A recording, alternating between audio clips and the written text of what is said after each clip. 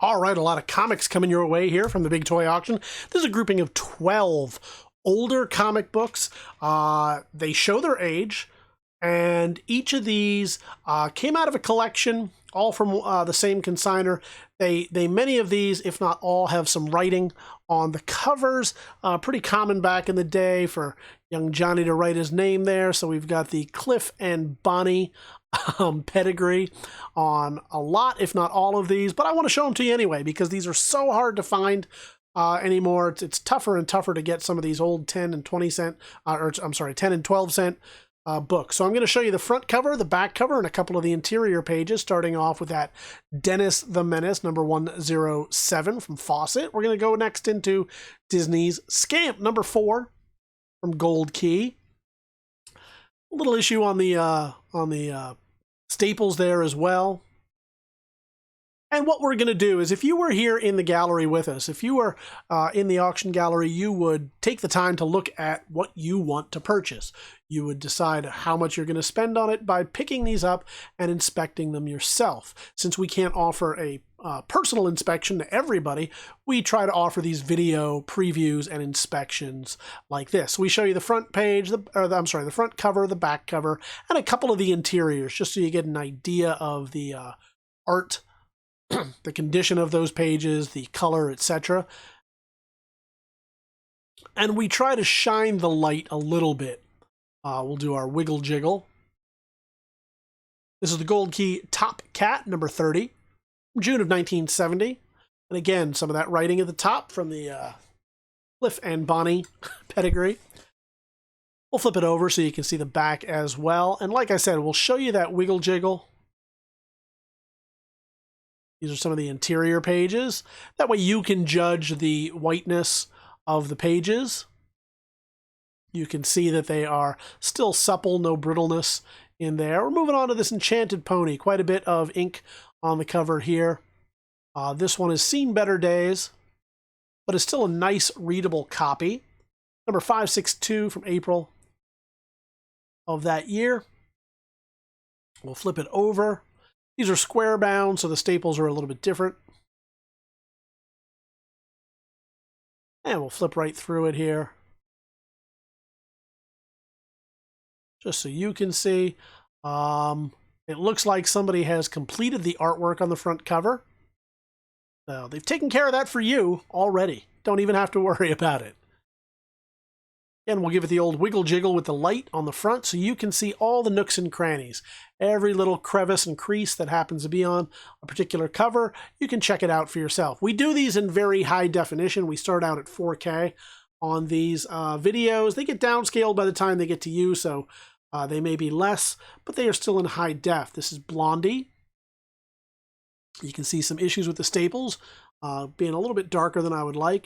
This is number 193 from September of 71.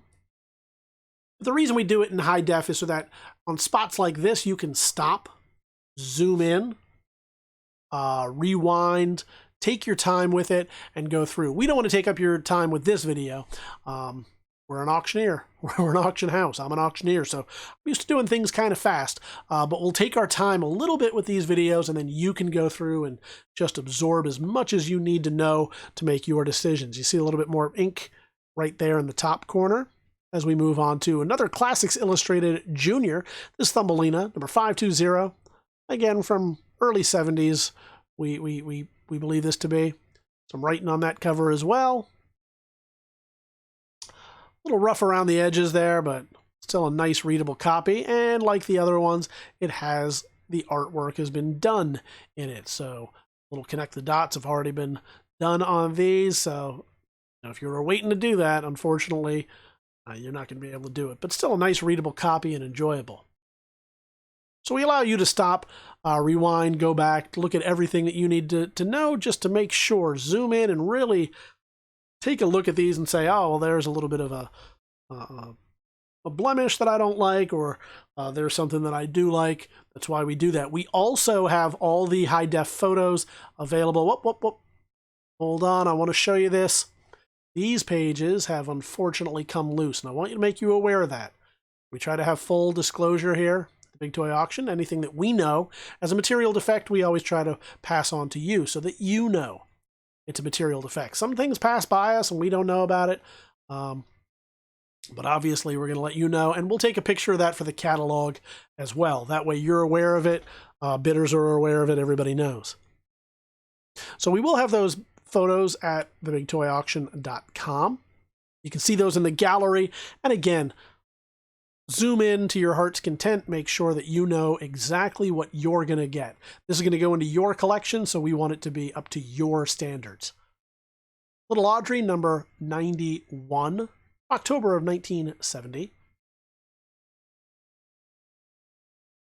That's the nice thing about these videos, is we're able to let you use your best judgment. I can give you an opinion of grade, and 99% of the time it's going to disagree with somebody else's. You might think it's a better quality than I do. You might think it's worse.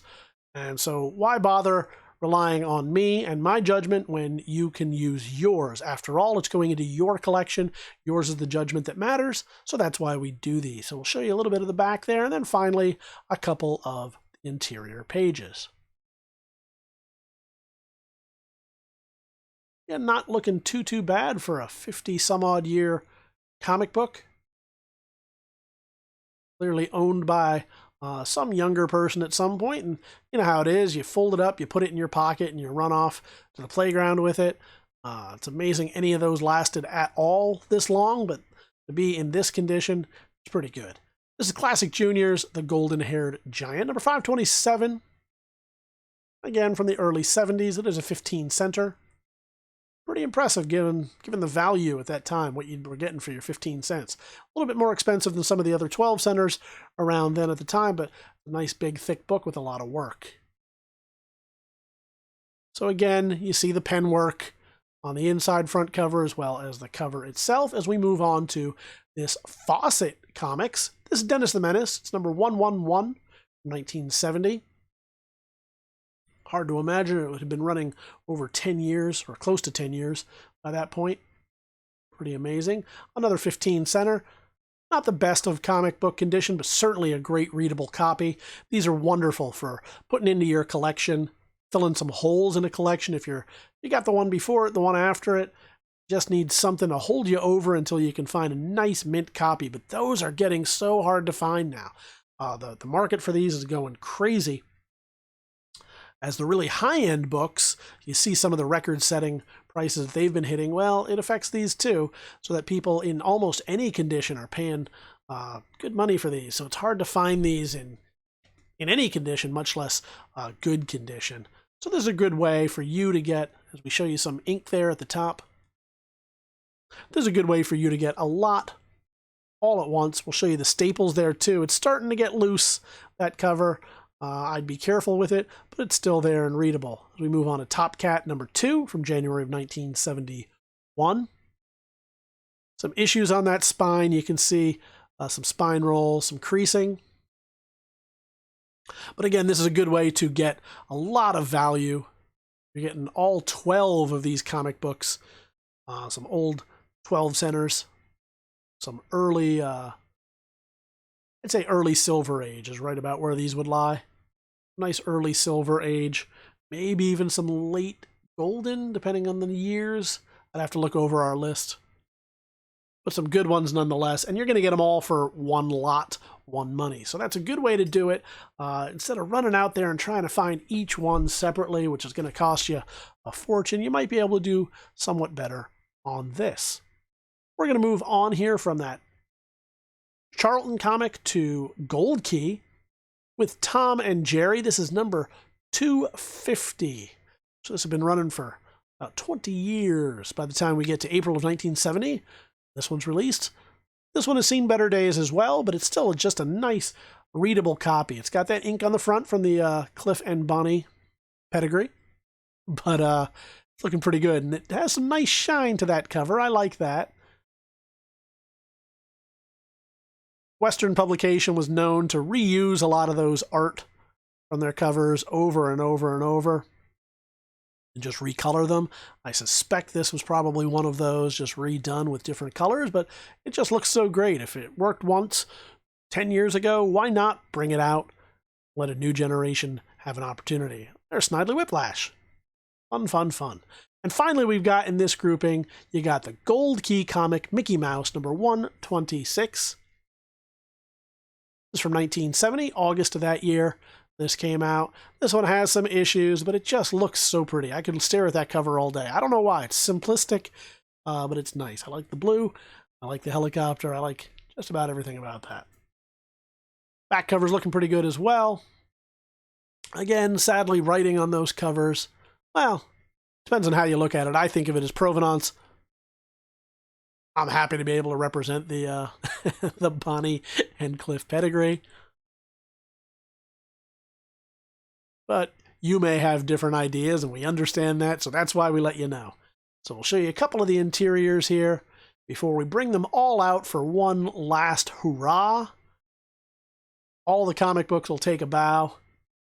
Some of you, this will be the last time you'll get a chance to see them, but for one, I'm not going to say lucky, I'm going to say persistent. For one persistent bidder, you're going to get an opportunity to see these for a lifetime because you're going to be taking them home. You're going to get all 12 of these comics, all one money, all one lot, all one bid, and all you have to do is head on over to TheBigToyAuction.com where you can see this and all the other lots we've got available for you this and every week.